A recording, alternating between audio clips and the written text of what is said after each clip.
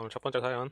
돈 빌려간 신우가 망했습니다. 저는 36, 남편은 37이고 자식은 6살짜리 아들내미 하나입니다.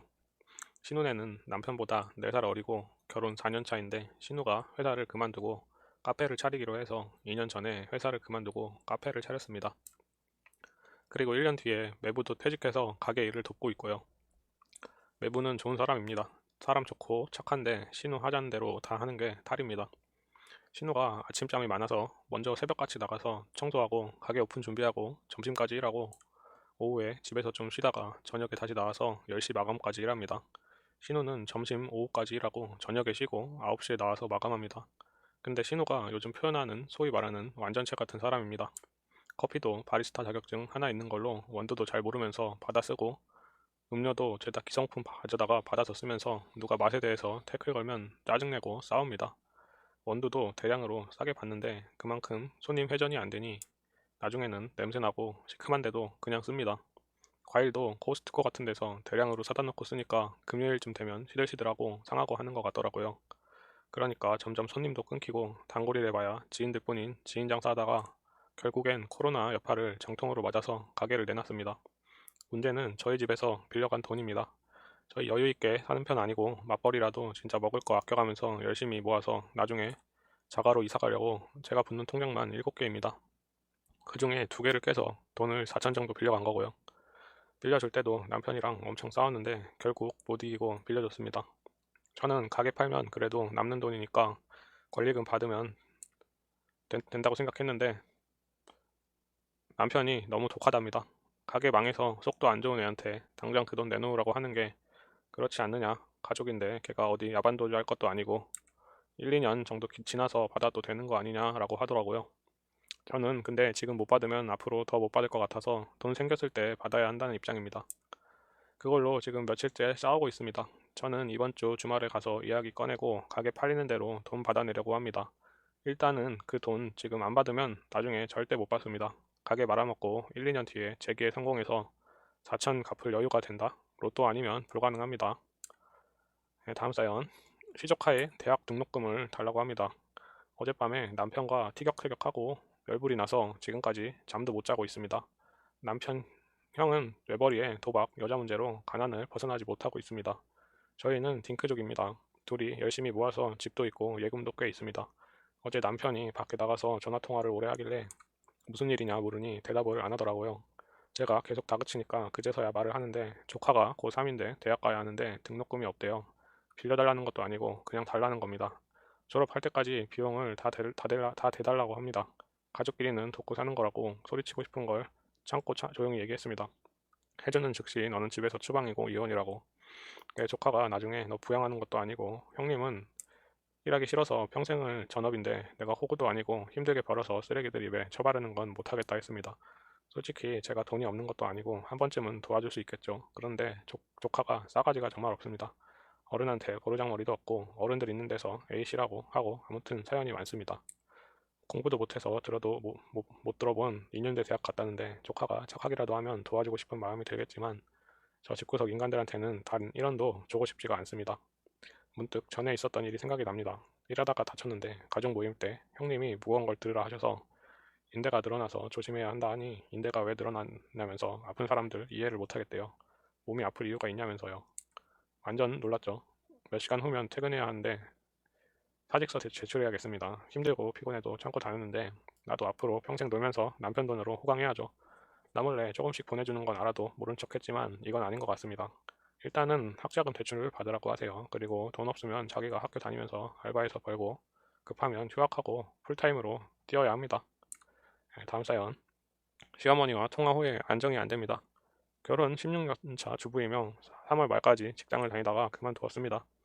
휴직자 대체 인력이어서 더 다닐 수도 없는 상황이 되었고요. 다들 힘드시겠지만 현재 코로나19로 인해 아이들이 온라인 계약도 했고 쉬는 게 아니라 더 바쁜 나날을 보내고 있습니다. 시어머님이 오늘 전화가 왔습니다. 저는 결혼하고 일하고 시골을 반복해서 10년 이상을 직장을 다닌 상태입니다. 결혼 전부터 다니던 직장에서부터 거기서 또 다른 사무실로 옮기고 셋째 아이를 낳고 그만두고 1년 이상 쉬다가 또 다른 직장을 다니고 계약 만료로 다른 근무지를 다니고 그런 식으로 지금껏 지냈습니다. 남편은 일반 작은 회사에 다니는데 복지가 열악해서 4대 보험이 잘 안 되고 있어요.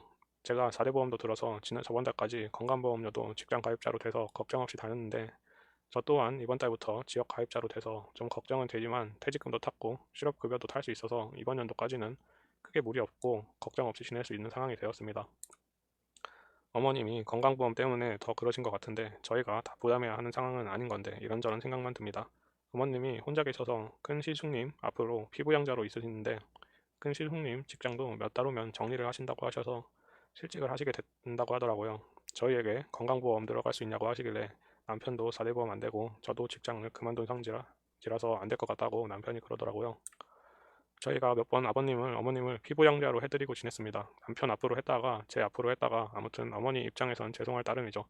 제가 기분이 엄청 안 좋았던 이유가 오늘 저녁에 어머니가 통화를 하였는데 어제 있었던 총선 얘기도 하시고 너희 가정이 재난지원금을 받냐는 그런 말씀도 하시고 아무튼 좋은 분위기로 통화를 이어갔는데 건강보험료를 둘째 형님 앞으로 하실 수 있다고 하시더라고요. 형님이 직장에 다니시는데 시숙님은 개인 사업으로 따로 내시고요. 그래서 어머니 다행이라고 했고요. 근데 어머님이 저한테 그러시더라고요. 둘째 형님이랑 통화를 했는데 동서가 나이가 많아서 어디 들어가기 힘들 거라고 하셨다고 하니 어머님이 막내가 무슨 나이가 많냐고 하시니 막내 동서도 40이 넘었고 아버님이 그렇게 나이가 먹었냐고 하셨다고 그리고 막내 며느리가 뚱뚱해서 어디 가서 일도 못하겠다고 하시고 어디서 가서 서서 일도 못하고 식당도 날렵해야 하는데 어디를 가서 돈을 벌겠냐고 두 분이서 그런 말씀을 하셨다고 저한테 전화하시는데 제가 너무 황당하고 남편이 앞쪽에 있는데 표정 관리와 목소리 다듬느라고 힘들었습니다.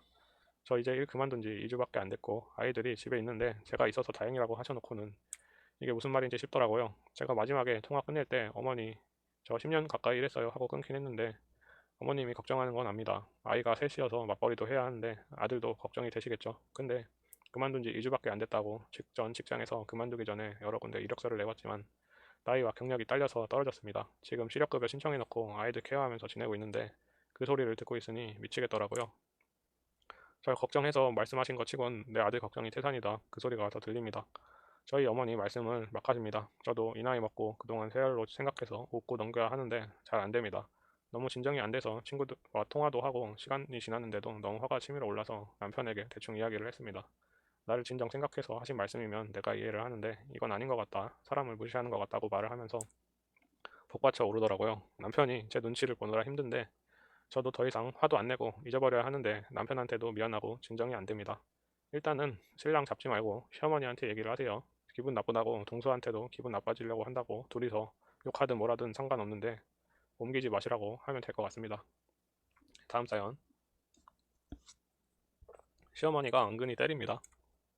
결혼하고 아기 낳기 전까진 시어머니가 좋은 분이라고 생각했었는데 출산하고 나서부터 화도 잘 내시고 욕도 좀 잘하시고 은근히 때리기까지 하십니다. 때리는 게 웃긴 일이 있을 때 옆에 사람 팔뚝이나 등, 어깨, 손바닥 펴서 등짝 스매싱 하듯이 때립니다. 이게 한 서너 번 이어지더니 일부러 그러나 싶은 생각도 드네요. 앞으로 또 이러면 기분 안 상하게 현명하게 넘어갈 방법이 뭐가 있을까요?